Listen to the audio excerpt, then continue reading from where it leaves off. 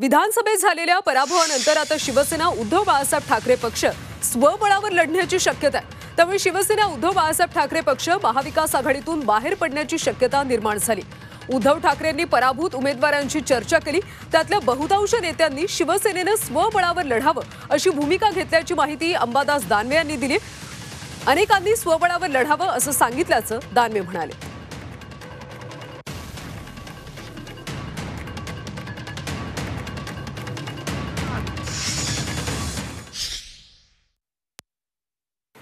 काही जणांनी ही भूमिका व्यक्त केलेली आहे की शिवसेनेने पूर्णच्या पूर्ण महाराष्ट्रामध्ये 288 विधानसभा या ठिकाणी आपली ताकद निर्माण करावी आणि येणाऱ्या या 288च्या 288 जागावर शिवसेना ताकदीने उभा करून या ठिकाणी निवडणुका लढवाव्या अशा प्रकारची भूमिका काही शिवसैनिकांनी व्यक्त केलेली आहे। हे सत्य आहे।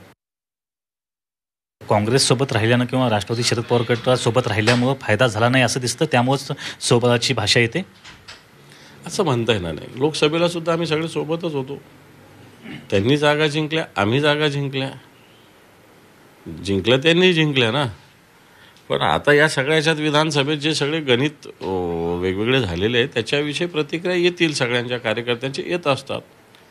कारण ठीक आहे, पराभव होणं काय राजकारणात काय नवीन गोष्ट आहे का? झाला नाही पाहिजे, झाला पाहिजे, होत असतो, त्याला एवढं काय विशेष। पण ज्या पद्धतीनं ठीक आहे आमच्या बाबा 100 जागा आल्या असत्या, 110 आल्या असत्या, 120 आल्या असत्या, सत्ता त्यांची आली असती, ओके, काय प्रॉब्लेम नाही। पण एवढ्या पद्धतीनं पराभव होईल असं कोणी गृहीत धरलेलंच नव्हतं।